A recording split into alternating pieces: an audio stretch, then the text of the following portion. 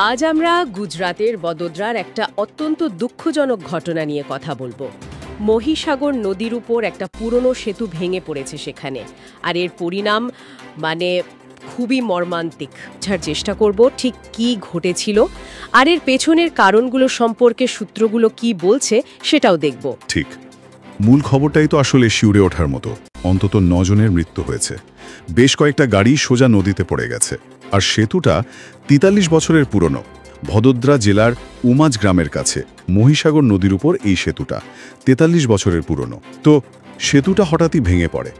সেই সময় সেতুর উপর দিয়ে বেশ কিছু গাড়ি যাচ্ছিল, ট্রাক, অটোরিকশা, যাত্রীবাহী গাড়ি, সব সোজা নদীতে। ওহ, ভাবা যায় না, চলন্ত অবস্থায়। হ্যাঁ, চলন্ত অবস্থাতেই। আর এখনো পর্যন্ত অন্তত 9 জনের মৃত্যুর খবরটা নিশ্চিত করা হয়েছে। স্থানীয়রা উদ্ধার কাজ চালাচ্ছেন, প্রশাসনও আছে, তবে পরিস্থিতি বেশ জটিল। 9 জন, সংখ্যাটা আরও বাড়তে পারে হয়তো। উদ্ধার কাজ নিশ্চয়ই কঠিন হচ্ছে। খুব কঠিন, যা বোঝা যাচ্ছে আর কি। এই ঘটনার পর সরকারি প্রতিক্রিয়াও এসেছে বেশ তাড়াতাড়ি। ঘটনার সময় প্রধানমন্ত্রী নরেন্দ্র মোদী বিদেশে ছিলেন। উনি এক্স, মানে আগে যেটা টুইটার ছিল, সেখানে এই ঘটনায় গভীর দুঃখ প্রকাশ করেছেন। লিখেছেন, গভীরভাবে দুঃখিত। আচ্ছা। আর সেই সঙ্গে প্রধানমন্ত্রী জাতীয় ত্রাণ তহবিল থেকে মৃতদের পরিবার পিছু 2 লক্ষ টাকা আর আহতদের জন্য 50,000 টাকা করে ক্ষতিপূরণের ঘোষণাও করা হয়েছে। এই সহায়তাটা জরুরি অবশ্যই এই কঠিন সময়ে, কিন্তু এর পাশাপাশি একটা বড় প্রশ্ন তো উঠছেই। কি প্রশ্ন? এটা কি শুধুই একটা দুর্ঘটনা, প্রকৃতির কারণে বা হঠাৎ করে ঘটে গেল, নাকি এর পেছনে অন্য কোনো গাফিলতির গল্প আছে? স্থানীয় কিছু সূত্র থেকে যা জানা যাচ্ছে তাতে কিন্তু অন্যরকম ইঙ্গিত আছে। বলা হচ্ছে এই সেতুটা নাকি দীর্ঘদিন ধরেই বেশ বিপজ্জনক অবস্থায় ছিল। এর নিয়মিত রক্ষণাবেক্ষণ বা মেরামতির কাজ নাকি বিশেষ কিছুই হয়নি বহুদিন। শুধু তাই নয়, এই কিছুদিন আগেই নাকি ভারী বৃষ্টি হয়েছে ওখানে। তার ফলে সেতুর কাঠামো আরও দুর্বল হয়ে পড়েছিল। আচ্ছা। আর সেই অবস্থাতেই দুর্বল অবস্থাতেই তার উপর দিয়ে ভারী যান চলাচল কিন্তু বন্ধ করা হয়নি, ট্রাক যাতায়াত করছিল। তার মানে ঝুঁকিটা জানা ছিল বা জানার কথা ছিল। স্থানীয় সূত্রগুলো তো সেই দিকে ইঙ্গিত করছে। তারা বলছে এই রক্ষণাবেক্ষণের অভাব আর এই ঝুঁকি জেনেও যান চলাচল করতে দেওয়া, এগুলোই দুর্ঘটনার আসল কারণ হতে পারে। এটা নাকি সময়ের অপেক্ষা ছিল আর কি। যদিও সরকারিভাবে দুর্ঘটনার নির্দিষ্ট কারণ এখনও জানানো হয়নি, সেটা ঠিক।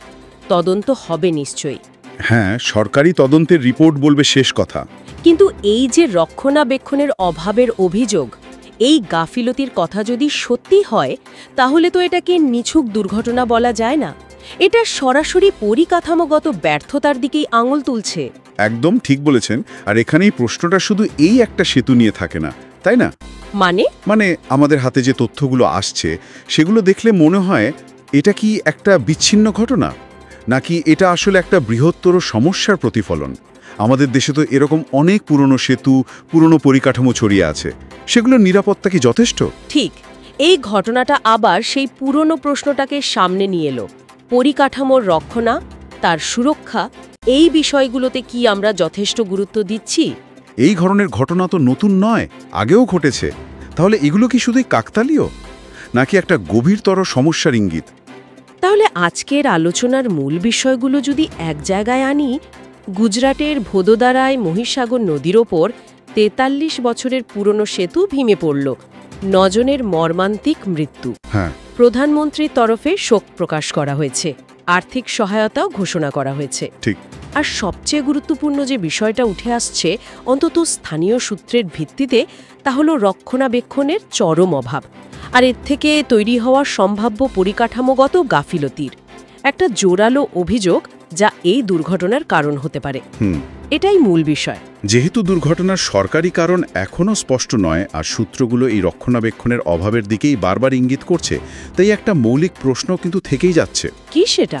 এই যে আমাদের দেশে এত পুরনো পরিকাঠামো রয়েছে, এই সেতুগুলো, রাস্তাঘাট বা অন্যান্য নির্মাণ, এগুলোর নিরাপত্তা নিশ্চিত করার দায়টা আসলে কার? ঠিক, দায়বদ্ধতার প্রশ্ন। এবং সেই দায়বদ্ধতা কতটা গুরুত্বের সাথে পালন করা হচ্ছে। ভবিষ্যতে এই ধরনের দুঃখজনক ঘটনা এড়াতে গেলে আমার মনে হয় এই প্রশ্নগুলোর সৎ উত্তর খোঁজাটা সবচেয়ে বেশি জরুরি এখন।